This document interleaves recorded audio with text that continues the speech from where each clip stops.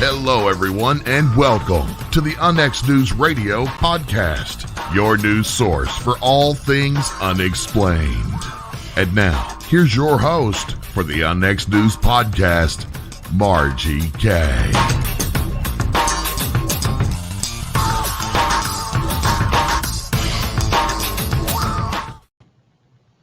Hello, everyone. I'm Margie Kay, owner of the KUNX Digital Broadcasting Network and host of the UNX News Show, produced by the best program producer in the industry, Race Hobbs, in Studio B in Van Buren, Arkansas. We are here every Friday night at 6 p.m. Central, 7 p.m. Eastern. That if you can watch the show later, if you missed it, you can watch it on the UNX Network channel on YouTube or listen anytime at www.unxnetwork.com. We now have approximately 18 programs on the network, the newest one being Dark Matters Radio with host Don Ecker, and he'll be coming up next right after UNX News. I'd like to remind you to get a copy of my latest book, Winged Aliens, a theory that winged cryptids are aliens and or interdimensional beings, and this is available, of course, at Amazon.com and Barnes & Noble. My guest this evening is, I'm just thrilled to have him, very special guest. Jimmy Church is a radio and television host for the Game Changer Network and the History Channel, A&E Networks. He's the host of Fade to Black on the Game Changer Network and syndicated on KUNX Digital Broadcasting Network, of course, and others.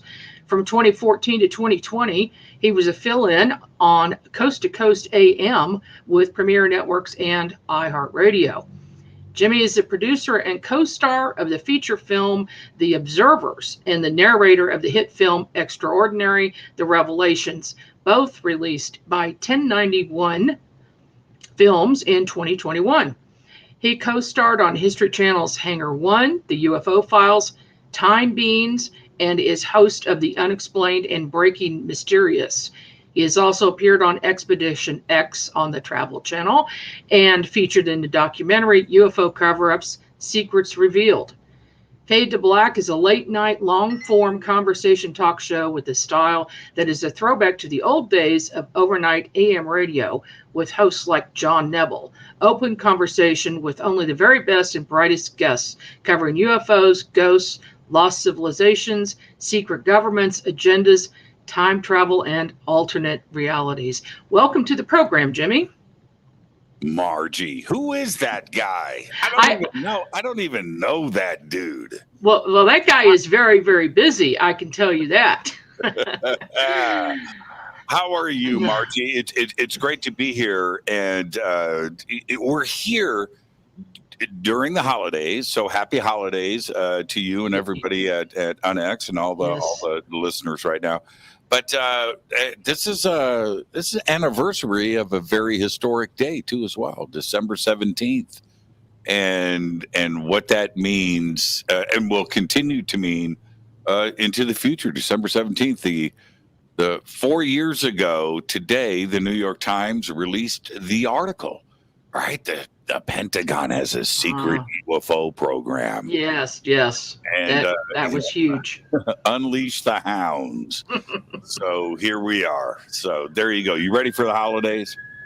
Oh no, I'm never ready for the holidays because this is my busy season with my contracting business and of course with the new network. So no, I'm not. Are you ready for the holidays? Not even close. Not even close. Not even close. But you know, this is the thing.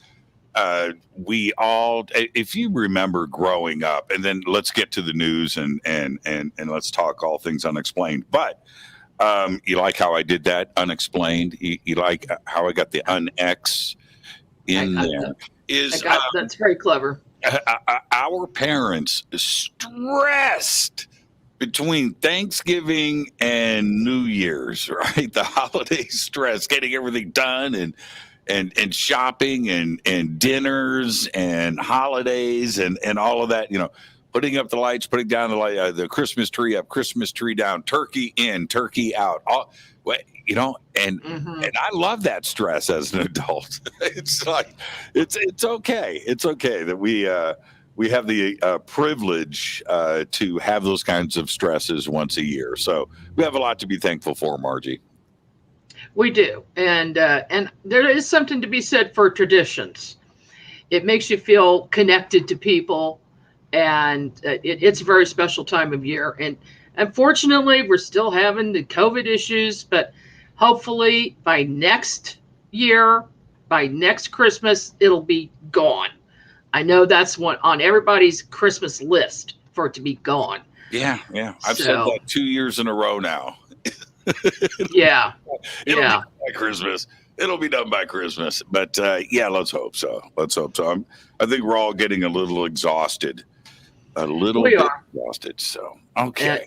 And stressful. But I'll tell you what, I'd like to go way back in time with you. Sure. Okay. Sure.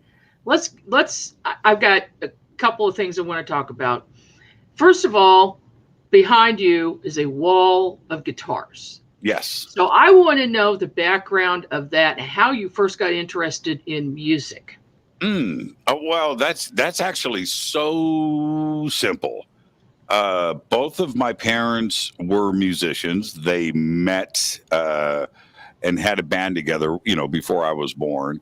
And this was in Michigan. And then this is part of our oral family history, right? Okay, so and then my father went into the Army band in 1958, I believe, was the year. I was born in 63. So he was in the Army band for 30 years, my whole life, and growing up. And so all of my childhood memories were watching my dad perform. And then so that was with the Army band. He was the band leader. He was the guy conducting, and he played trombone and other instruments. But they're coming to get you, Margie. No, they are here. Yeah, we're going with the. You bring up your parents in a band in 1958, and the Men in Black show up. And so, but those were my early memories. And then my dad had, although he was in the Army band, he had a little side rock and roll band that he had. So these are my earliest memories, growing up being in a total. When some people say, my parents used to be musicians. Well, maybe, but no, mine were. That's it. That was my life growing up. And my dad wanted me to play horns. He wanted me to do big band stuff. And although I loved jazz, it wasn't rock and roll for me, and rock and roll enough. And then once I got into my early teens, 13, I started playing some of my dad's instruments around the house. He had a bass guitar and things. And I got into guitar, and that's it. And guitar just took over my life, and as you can see, it hasn't left.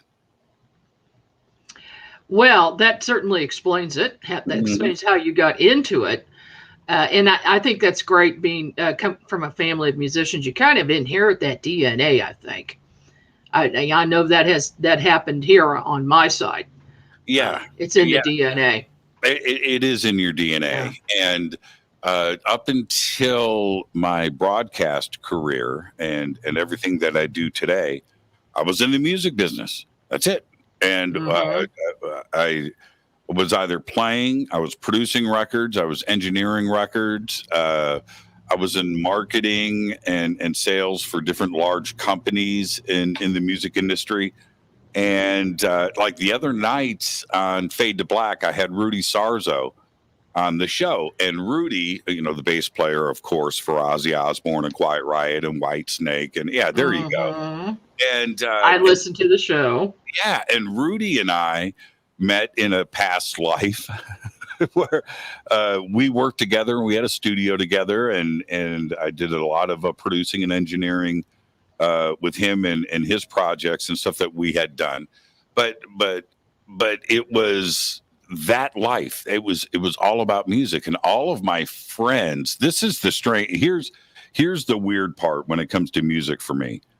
Through all of that, I mean, even when I was a little kid, it was all about UFOs and Edgar Casey and Eric Von Daniken, and I was just into it as a little kid, all the way up. So when I was in the music business, by that time as an adult, I had amassed a really cool video collection. I had all the books, I had the magazines. And you mentioned Don Ecker earlier. I had a stack of UFO magazine. Couldn't wait for it to come out every month. But I didn't share that with my friends. Nobody knew. It was my secret little life. And I found it difficult to talk to people about it. And not that I talked about it and then stopped. I just never talked about it. I was just weirded out about it. But all I did was research. And then some weird things started to happen. And Rudy and I talked a little bit about this on the show. But I was with some different bands of note. No reason to name drop here. But the subject of UFO started to come up. And I wasn't the one doing it. And we started to have these conversations. And then I said, hey, I've got a book. You've got it. And trading books, and I thought to myself very early on, Margie, it's funny how I do what I do today and how I do it. But I found out very quickly that my friends are into UFOs too, and into ghosts and the paranormal and Bigfoot. And it was comforting to me that I didn't have to be strange about it. I didn't have to hide. I could come out of the closet and release this tension, this inner tension, this turmoil that was inside of me. And then I invited some friends over in the music industry. 1995, when the alien autopsy video came out. And so I bought the video. And I had a party at my house, and I couldn't believe not only that I had friends that were interested in it, but how many showed up at my house to sit down and watch this video from beginning to end. All of us musicians, we're all musicians, and how we talked about UFOs that night. I remember opening up my vault. I said, check this out, man. I got more videos. Look at this. Whoa. So we sat and we watched Stanton Friedman and, these different videos that I had. And I was off to the races. So my original ideas for Fade to Black, which are still here today, and this includes like over on Coast to Coast, I decided to combine music and, the things that I love, music and food and entertainment and all things like paranormal and supernatural and UFO related, and somehow wind them all into one show. And then I would find my bliss. I would be happy. And hopefully I'd have some listeners that would appreciate it. Well, I think we know the answer to that one. There's a lot of people out there that like the rock and roll and like their flying saucers too to go along with it. And that's my little secret recipe for Fade to Black. Well, your recipe works. It works well. Have you found that, as I have, that musicians, let me put it this way, a lot of UFO witnesses, paranormal witnesses, are musicians? Yes.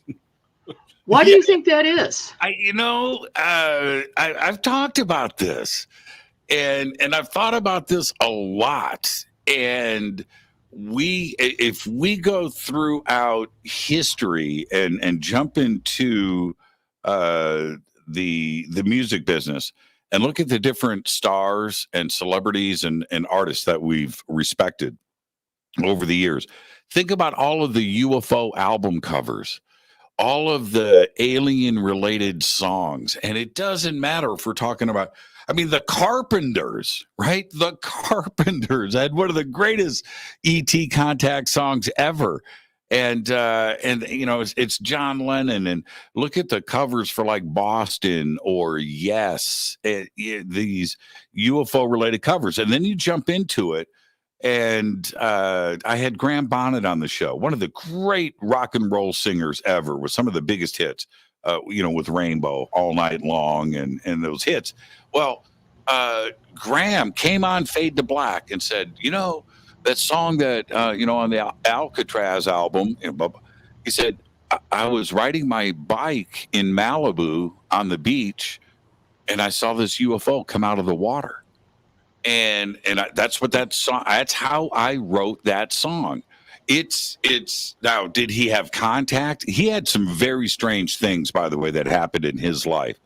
And as it turns out, he's not the only one. Musicians and artists make contact. Now, is it an open mind consciousness thing where musicians and artists have the ability to meditate and go into the zone to write music and to write books or fine art? You go into this zone. Rudy and I talked about this the other day, but the ability to do that, to go to another place, are you consciously connecting?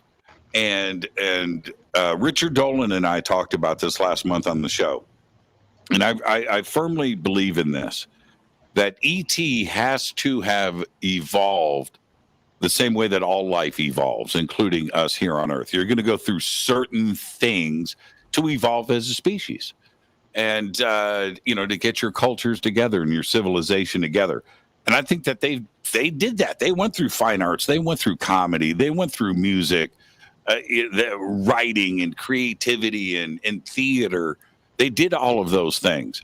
Well, I think a really highly evolved species is going to move on from things like war and money, and evolve into an enlightened being of knowledge, which would include the arts. So I think that ET has comedic values.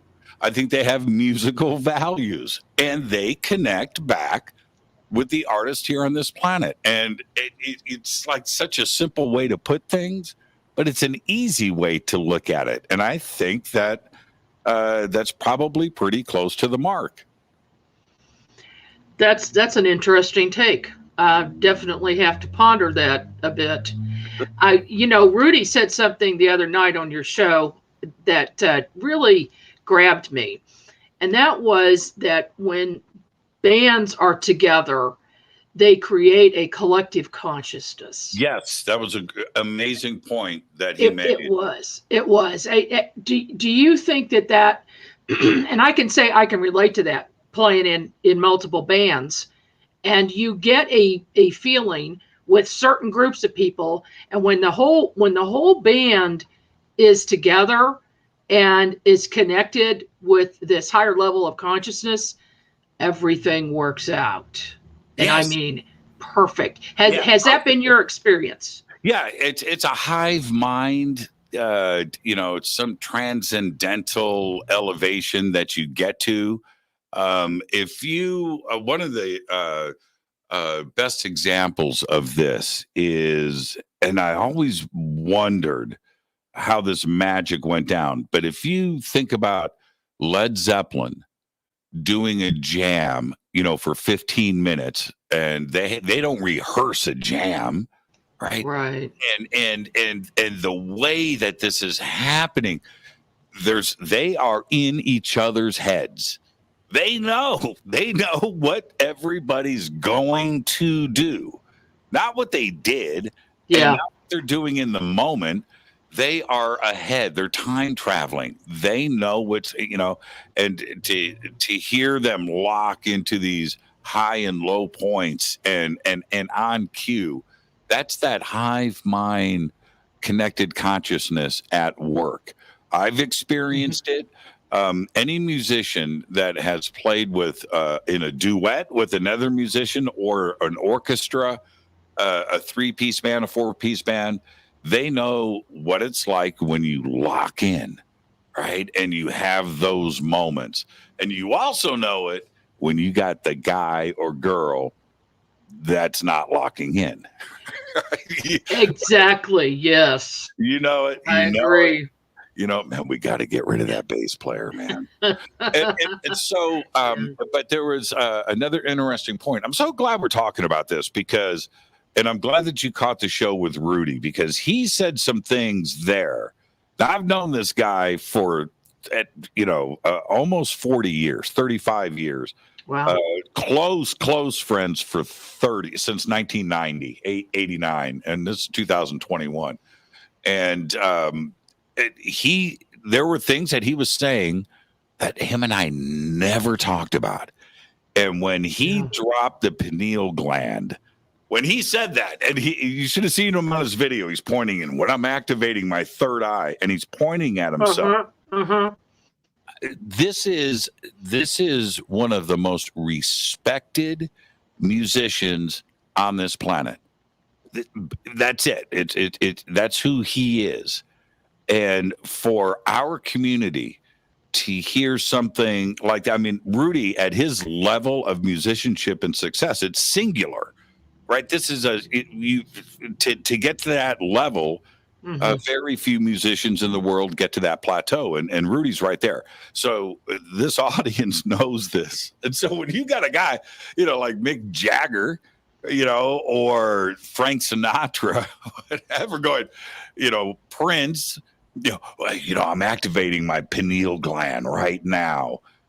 That's a holy crap moment for me. And that's where Rudy is about focus. And when he said, I'm in the zone when I get up in the morning, I'm in the zone all day. I'm constantly thinking about this, that my body is a wave. And when you, in quantum mechanics and quantum physics, when you observe a particle, you change it. And I am particles that have been turned into waves, and I observe this. These are strong, tremendously deep statements. Yeah. And he is fully engaged. He is awake. He said, Greg, I watch Greg Braden videos when I work out, and I about fell out of my chair. Wow. That was too much. But yeah, musicians are quite accidentally, if they're not, like Rudy fell into this too as well, right? Okay, so musicians are awake. They are new agey by accident and by default.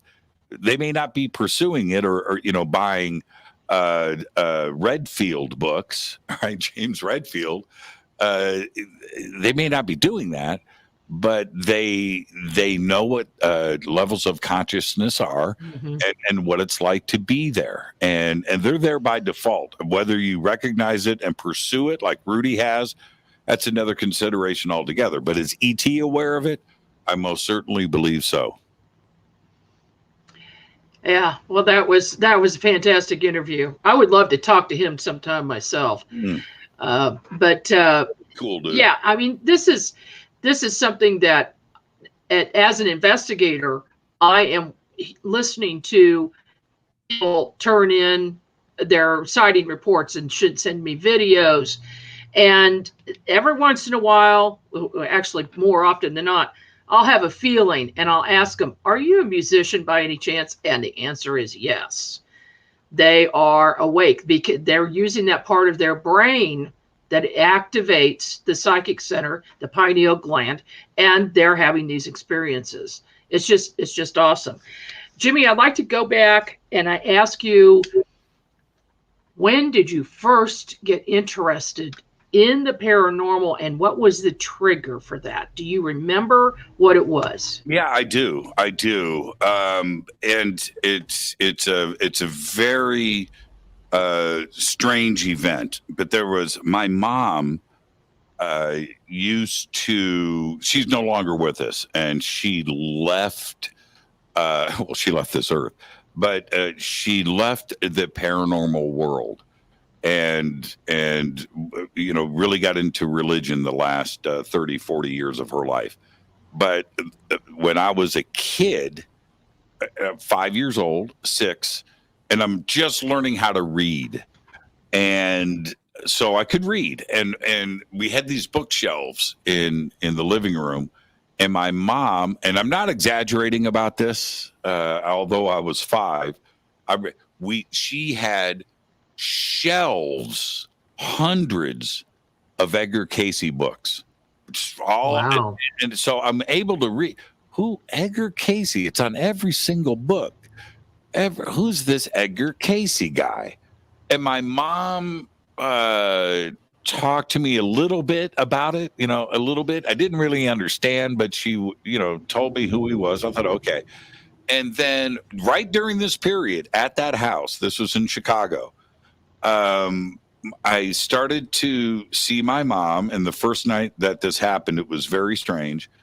She would, put the kids to bed, and then I would catch her at the dinner table with a ream of blank paper, and that's sitting here. And then she would start automatic writing, and she would take a piece of paper and start writing, but she's looking at the ceiling. And I'm 5 years old, and I'm my mom. I'm like, what's going on here? Well, anyway, so I go to bed. I wake up in the morning. That ream of paper is gone, and then there is a stack of writing here. And I so what'd you write, Mom? And she said, I don't know. And I was like, what? Now, she was into Ouija boards, and my Aunt Z and her. And now, if I'm 5, that means my mom is 25 at that time, right? She's a kid. So she's 25 years old, 1968, 69, 70, 71, 72, through that period of my life. Chain smoking in the kitchen with a pot of coffee, right? The Folgers, you know the drill, right? The electric percolator thing. Sitting there at the kitchen table, Ouija boarding, chain smoking cigarettes all night long. And I thought all moms did automatic writing, read Edgar Casey, and had a Ouija board in the kitchen. And that's what. So that's it. That's the way I was brought up. And so I asked my mom, Margie. This was before she passed. This was about 5 years ago. And she calls me up, and she says, "Me and my friends were playing bingo at the club, whatever that means, right? The Lions Club or something." And I said, "Okay." She goes, and I saw my son on TV, and I said to everybody, "That's my son." I said, "Oh, really?" It was Hangar 1, right? And and I said, "Did you guys watch it?" No. Oh, okay. All right. You know what we're talking about? No, but you looked really good. I said, "Mom, can I have you on the show?" And she goes, "What will we talk about?" I said, "You and Aunt Z and the Ouija boards, or when you took me to go see Chariots of the Gods when I was a kid." She goes, "Jimmy, that was a past life. I left that all behind me. I'm all about Jesus now." And I said, "Mom, but it would be so much fun." No.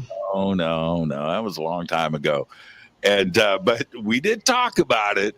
It was really funny how Margie, she was like, I think her exact words were, "I'm all about the baby Jesus." And I was like, okay, I'm not going to push it, Mom. I'm not going to. Well, she got you on the road, though. She absolutely did. Yeah. And that's kind of coincidental, because the first book that my mother handed me was an Edgar Casey book. So that's kind of neat. You know, and that's a really good point. I thought, as I started to get into deeper into ufology, that I had this unique story that I was going to share with everybody about my mom and Edgar Casey and Eric Von Daniken and getting these books in 1970, right? Just like you just said right there. And I found out that everybody's got the same story. I thought I was the only one, and I was going to be the unique guy and share this story. And no, that is not the case. I I ask just about every guest the same type of question. How'd you get your start into this?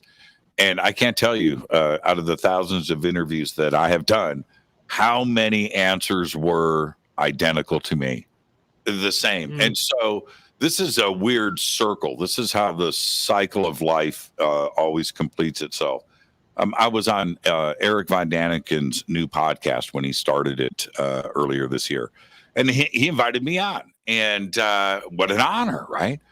Friggin' Eric, EVD. I'm nervous. I don't get nervous. No. Man, it's EVD, right? And so we're doing this thing, and we got the cameras rolling, and he's in Switzerland, and I'm here in the States. And first question out of EVD's mouth. So, Jimmy, how did you get your start? And I said, okay, I got my start because of you, Eric. And I had to share with him. I said, and I'm not unique, man. We all got our start because of you, young man. You're the catalyst to so many great researchers and fans of the subject in and out of the community all around the world. What Eric did, and Edgar Casey, right? What they did to stimulate the mind and start conversations, it's priceless and can't be measured, Margie. And I really, really mean that. And I just said Mary. And you know why I said Mary? Can I share something with you? This is a music thing. Yeah. This is a music thing. Margie Kay. Do you know Margie Kay? I don't know who She's she a guitar is. player. She's a guitar player. She was well, anyway, they're Margie Kay, especially for all musicians and beyond that, all guitar players. Everybody knows who Margie Kay is, number one. Great player in the 50s, but she had the Margie Kay pink guitars and Stratocasters, and those are the holy grail of guitars. And when you and I met so many years ago, I've had difficulty with your name ever since. Margie Kay. And it's just so funny to me. And I know that there's musicians right now. Somebody pop up in the chat room right now with Margie Kay and tell me you guys don't have the same exact. I guess I'm gonna have to check the comments here. Yeah. That begs a question. We're talking about collective consciousness and the theory that certain things are revealed at certain times. It's almost like there's a timeline going on, and at certain times in the 50s and 60s, people are, or probably at some point of development in their life, they're introduced to the right things at the right time, like the Edgar Casey books, like the Von Daniken books, the Zecharia Sitchin books, etc. Yes. I mean, that's evidence for it. Yeah, huge evidence for it. And I remember I had a researcher. So, we had this famous sighting, the beer can UFO, right? This famous sighting. And it was I'm not going to get into the details of that, but it was a daytime sighting. And then it disappeared. And it was only up there for about 10 seconds, but one of our dear friends, who Steve Murillo, he's sitting to my right, and we see this thing together. We had about 20 people there, and we also, it was just this crazy moment. But then it disappeared, and there was nothing. This thing was huge, like 400 or 500 feet tall. It's just beer can spinning like this, going across. Anyway, this researcher goes, Jimmy, I think that was just for you. That's why there were no reports in the news. And you hear it like that, and then you just stop and think for a second. That would explain a whole lot. And the second reason why I think there's a lot to that statement was I was looking at the right place at the right time with these binoculars, right? And it's only 15 steps. What if I was looking over here with the binocular? I would have never seen it. What if I was, wouldn't have seen it. I happened to be exactly where it appeared. Now, isn't that now? I know that there are people out there that hear these statements, like what you just said, and my response to that, where this sounds like crazy talk. I get that. I really do, because I've heard the same crazy talk. I've heard it. This is an event that happened for me and my friends. Just to say hello, to do a little wink, to do a little drive-by, to say how you doing. And I'm okay with that. And if I say it out loud and I sound crazy, well, it doesn't change the event. It doesn't change what happened. And it forces myself to cement my values and to not give up on this quest that I'm on with life right now. So yes, definitely connected. Definitely things happen in a timeline for a reason.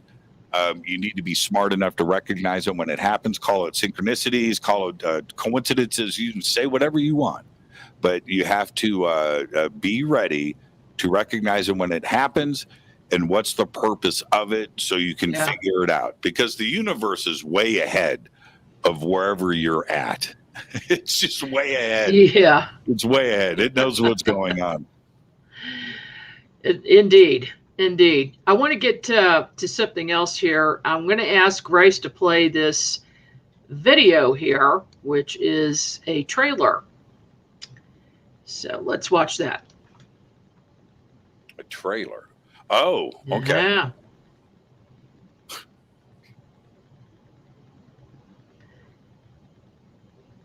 There's no sound, though.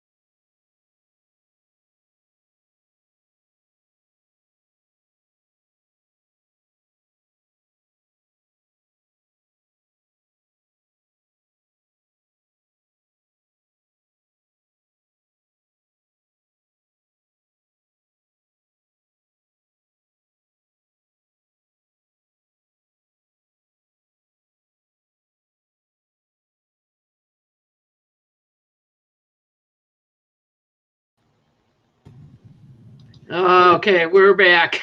Silent films are making a comeback, and silent films. what is old is new again. The film. Poor Rays. Let's just let that go. Everybody, obviously, there was no sound there. The observers. I know that you want to ask me a question about it. We'll get to that in a second. We shot the film. When I was approached to come in, I produced the film with the other producers on the film. But when I was asked to do this and appear in the film, and they gave me the timeline. I was like, wait a minute, that's impossible. You can't do a feature film in a couple of months. And they said, we are. Are you in or out? And that's when I said, I'm in. I like that kind of pressure, number one. But number two, the film was already greenlit through the production company and had a set release date of November of 2021. And we didn't start shooting the film until the UAP Task Force report, which was June 25th, which means we had September and October to finish the film, and music and editing and special effects and titling and everything else that goes on in post-production for a November launch. And you've got to get it to the distributor and film company 2 weeks prior to that. And but what that enabled us to do, Margie, was to make sure that it was current. This current event. So we've got Lou Elizondo, we've got Lou Elizondo and John Greenwald and Jesse Ventura, and of course Richard and Linda and William and Whitley Strieber and of course myself. And we were able to speak in the moment and get this thing done and get it out as a current event feature film release. And that's what's most important about The Observers for me, was that this wasn't going to be shot and released 2 years later. It was shot and released like in the same month. Just an incredible ride. Incredible. That's amazing that you were able to get that done with everyone involved. How many people were involved in the making of the film? Oh, man. Well, we had... there's our core group, because if I listed all the sound and all the cameramen and camera people and stuff, it would take us a while. But the basic core was director Roger Richards, executive producer Leon Kennedy, producer Adrian Youngblood, and myself as a producer, and then Chris Issa as the editor. So that core group of five, and then it's a huge team, but because that core group of five, we didn't have a huge decision-making process to go through. We had Roger's vision, and then everybody had their jobs, and it was my job. I cast the film, so I brought in everybody. I brought in the cast. That's a big job. It was a fun one. Well, you know what though? Yeah, absolutely important and stuff. There's no question about that. I'm not going to deny that, but it's what I do for Fade to Black, right? So, I break out the phone and I've got the right relationships, and I'm able to make those phone calls and say, hey, we're doing this project. Let's get the family together. This is the idea behind it, and everybody said, I'm in. So that's great. That was my job, and it was easy and fun. Oh, stressful. Oh, it was all of that. Yeah. but these are things that we love to do. It was a lot of fun. So for everybody who is just listening to radio, the film The Observers, just give us a very quick synopsis of what it's about, Jimmy. Well, it's actually very simple. We had an Act 1, Act 2, and Act 3 approaches to three different mindsets to what the world is going through right now and what disclosure is, and then three different viewpoints with that. So we did the news and the media, with the researchers and how that's being handled, obviously, like Tucker Carlson and Lou Elizondo and the New York Times and all of that. Then we had a religious viewpoint with spearheaded, of course, by William Henry, and how that is affecting the world. And then the Act 3 was the effect of all of this on contactees and abductees from around the world, and what this means to them, not only with their own personal relationships and their emotions, but the ability now to actually come out and start to discuss these things. And so that's the Act 1 and Act 2 and Act 3, and it's presented really, really well. It's been doing phenomenally great. I'm so appreciative of the way that the approach for the film was not for the UFO community. It was for outside of the UFO community. The UFO community is going to enjoy this film and watch it, and they're going to love it. But it's getting out and beyond to the rest of the world was the original intent, and still is, for the observers, which goes back to something that you had said earlier. And it's one thing to hear from the Travis Waltons of the world. That's very important, or Rendell. These are important cases, and a lot of these people are still here with us, and we need to continue to hear from them. And but what about actors? What about musicians? What about these pop culture celebrities that have huge reaches out there because of what they do, whatever it may be? Have they made contact? Are they interested in this subject? What does disclosure mean to them? And I can see another film very soon that is going to have these considerations. You're muted. You're muted. Whoop. There you go. Okay. I can see your wheels turning on that. That sounds like a lot of fun. You did another film, Extraordinary: The Revelations. Yes. What's that about? And I narrate that film, and which it's a bucket list thing for me to be able to go in and narrate a film, even be asked, to narrate a film. That was a really big deal. But then to follow through. And Extraordinary: The Revelations, both these films released in the same month. They released last month in November, right on top of each other. And that was by accident. I started working with Extraordinary: The Revelations before The Observers. And then the pandemic came along and things got delayed and things happened. I don't want to go into those details, personal things with people that were working on the film. And so that got delayed. And but this is the deal. This film, because of the delay that was involved and the film was done,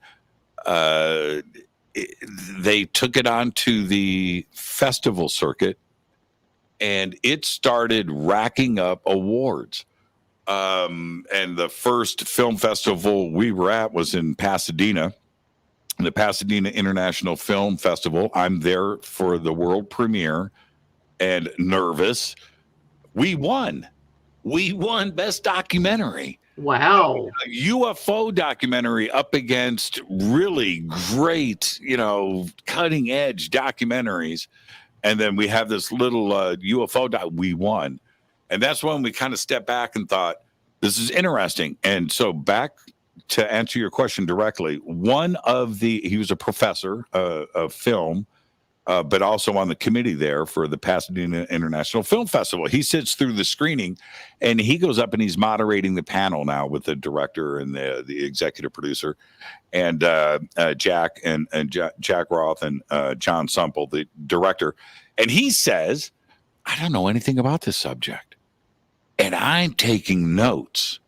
This is fast. I'm going to go and jump. And that right there is exactly what this film was supposed to be about, which was introducing at a deeper level, not UFO 101 level. We didn't go through case history. We went through the philosophical viewpoints of these different personalities. George Norrie's in the film, anyway, before I go, I mean, people like George Norrie, who doesn't really speak about this in a film, but what is actually going on? Well, when you lay these questions out to the masses like that, whether you know anything about the subject or not, it forces you to get a little introspective and think about, wait a minute, there could be something else here going on that I've never really paid attention to before. And the next thing you know, we won another film festival and another one. We won the Paris International Film Festival. You know, it was just wow. Next thing you know, so by the time this film releases, which was a couple of weeks ago, it was loaded up with awards and all of this attention that was put on it.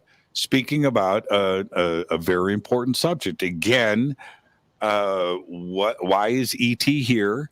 What is going on? What about, again, the contactees, which I think is a very important subject. And John Sumple, independent of what the observers did, kind of had the same idea going on, where let's talk to the military people, let's talk to religion, let's talk to the abductees, let's talk to the therapist, and approach this from a different angle, and don't do any historical cases. And these films were independently produced and directed and shot and written. And in the end, I think that both directors had the same vision. We're okay with the UFO community, but we've got to get the rest of the world on the same page. And both films are doing just that. It's what a great month of November it's been for the UFO community to have these films launch at the same time. How can people watch or purchase the films? Yeah, it's Amazon, Apple TV, all of the normal streaming platforms. It's on all of them. But the simple thing is just go to Amazon and search, and you'll get all of the different platforms. But Apple TV and Amazon are the two easiest that I can think of right now. That's where I paid for it. I paid for my own film. I couldn't wait, Margie. Get out the remote. I got my remote, and I'm going to watch my own trailer. I'm going to click buy now, and I'm going to do this. Yeah, it was awesome. It was awesome. I can't imagine what it's like to watch your film coming up, on Amazon Prime and everything else. That's just awesome. Yeah, it's pretty exciting. And speaking of that, I know we're at the end of the show. I'll invite everybody now if you want. Please do. I'm leaving now in the now to go over and do a promotional live stream for 1091 Films. And we've got Professor Avi Loeb, we've got William Henry, we've got the editor Chris Issa, and myself, and we're going to live stream. It's out on all of their streaming platforms. I think it's also on the Fade to Black YouTube channel. And we're going to go have a live conversation that is kicking off in about 4.5 minutes. Okay. So I'm going to go from the wonderful Margie Kay to the wonderful host, Jimmy Church. All right. Jimmy, thank you so much for being on the program, and good luck with your next show, and we'll all be watching. Margie Kay, the boss. You're a good boss, though. You're a good boss. Why, thank you. I'm trying to get fired, and you're just... You can't get fired. All right. Thank you, Jimmy. Bye-bye. All right, Jimmy is out of here, so go ahead and listen to him coming up here. But also, we've got a new program coming up. Dark Matters Radio with host Don Ecker is up next. This is Margie Kay with UNX News, and I hope you'll join me here again next week.